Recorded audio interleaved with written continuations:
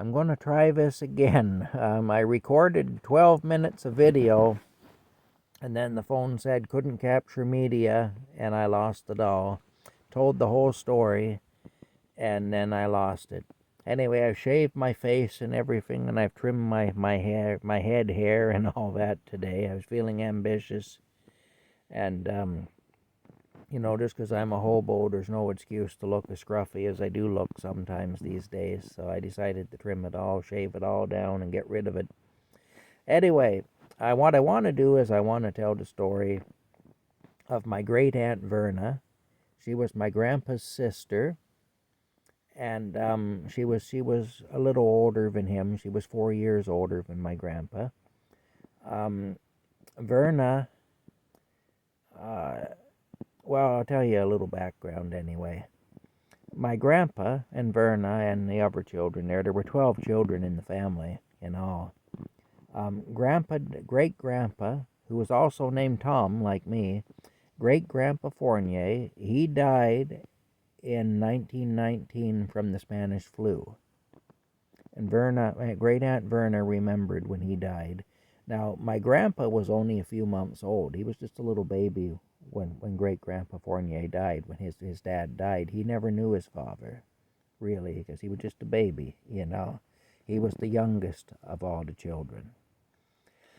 Anyway, Verna actually had some memories of her dad. He was a farmer in a little village called Stanleyville, which was near to our hometown of Perth, Ontario. And she remembered him carrying her across the road to the field, and he had spread a blanket out on the ground, and he'd set her down on the blanket, and then she'd sit there and watch him while he plowed the field with a horse-drawn plow, and she remembered seeing him plow the field with a horse-drawn plow when she was a real small child, Anyway, here's the story about Verna, though. Verna never did have children. And the reason that Verna never had children is because Verna had a hysterectomy when she was 14 years old. Now, there's a story behind this. It's kind of an interesting story, actually, what happened. I may be the only person left alive who knows this story. I don't know. If I'm not, I'm one of the very few that knows the story anyway. So I'm going to tell it here. Partially as a record, because if anything happens to me, all these stories die with me. So that's part of it. And the other reason is also people do find it interesting how people lived in the old days. And this is the story going back to the 1920s. So, Anyway, I'm going to tell the story. Basically, when Verna was 14 years old, she suffered a heart attack. And she was in school at the time, and she suffered a heart attack, and she fell out of her desk. Well, the nun, who was a teacher, she was the teacher, it was a separate school, a Catholic school. The nun, who was in charge of the class, thought that Verna was cutting up in class, thought she was acting the fool. And so she hefted Verna up off the floor, marched her into the cloakroom, and strapped her. Well, Verna was so upset by that she just quit school and she didn't go back again. So she quit school when she was 14. She never went back to school again. But here's the thing, anyway, about all that. Later on that same day, Verna took another bad turn at home, and she ended up collapsing again. And so she was taken to the doctor, and the doctor diagnosed her as having had 2 heart attacks. 14 years old, and this had happened. Anyway, so the doctor got her coming weekly for treatments to strengthen her heart. And what he did is he hooked her up to we would call it now a quack machine, really. What it was a machine that would send an electrical charge into her heart.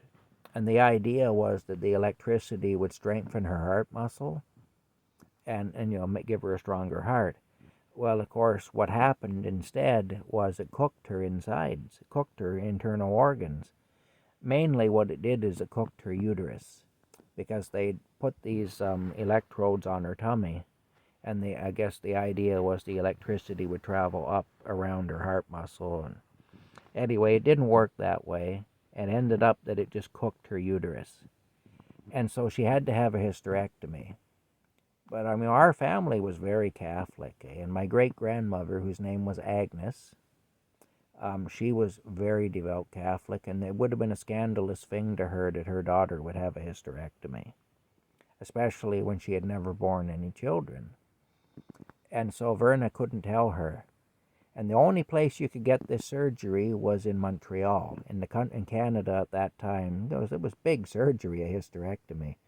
Anyway, and the surgery cost $500, which was a small fortune in the late 1920s, as you can imagine.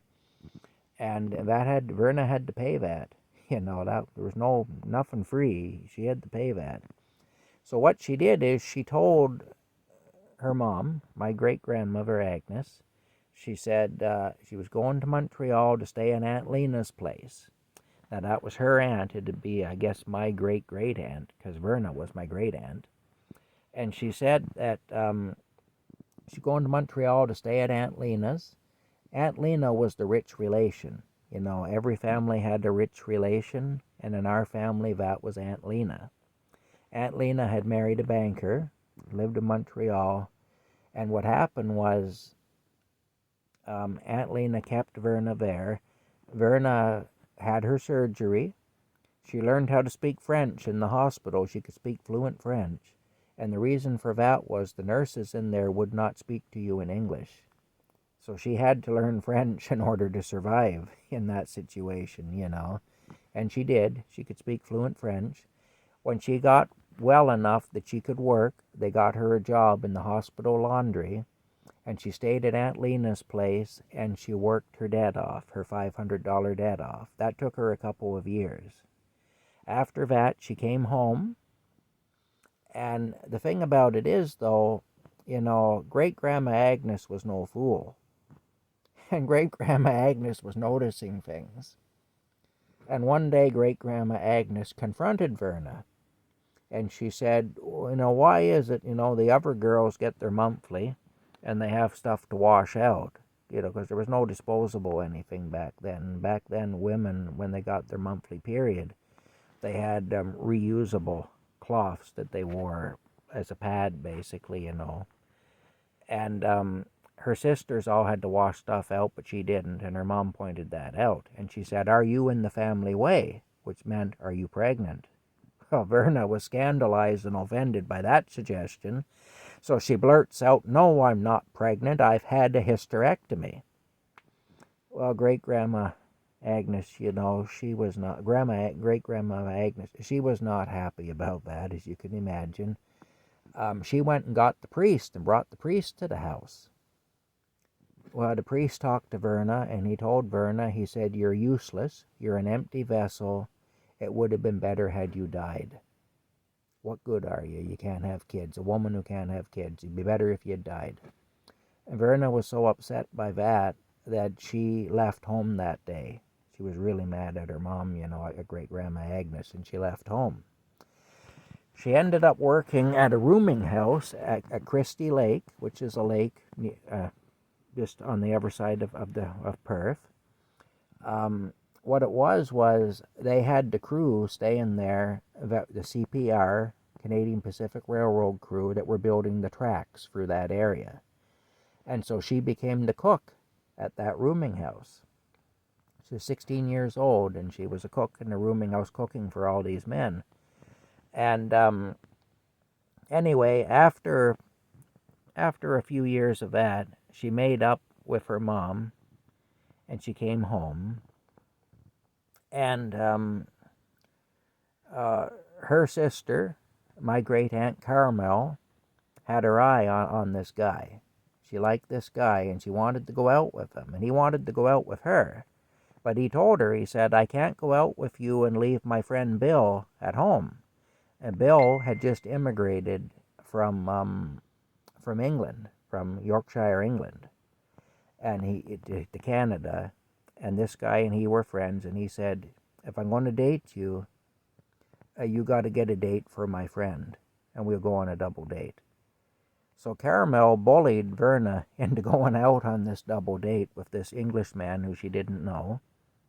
Anyway, and Verna didn't want to go. She felt really put out having to go, but she did go, and went under protest, basically. Well, that night she came home from that date, and she said, I just met the man I'm going to marry. And she did. She married Uncle Bill, great Uncle Bill. Of course, she couldn't have children, and it ended up that they kind of took my dad on almost as a son in a way. They kind of looked after my dad a lot. He stayed at their farm in Jasper, Ontario, a little village, in this area. And he used to stay there in the summertime quite often. And he looked at Bill and Verna as second parents, really. He did. He saw them that way, and they saw him as a son. The son they'd never had. And anyway, Bill and Verna, they got married in 1942. And on their wedding day, when they arrived at the hotel for their honeymoon, there was a telegram waiting for Bill, because Bill had signed up for the Army. So the Army had to know where he was. He hadn't been called up for active duty yet, though, but he could be called up anytime.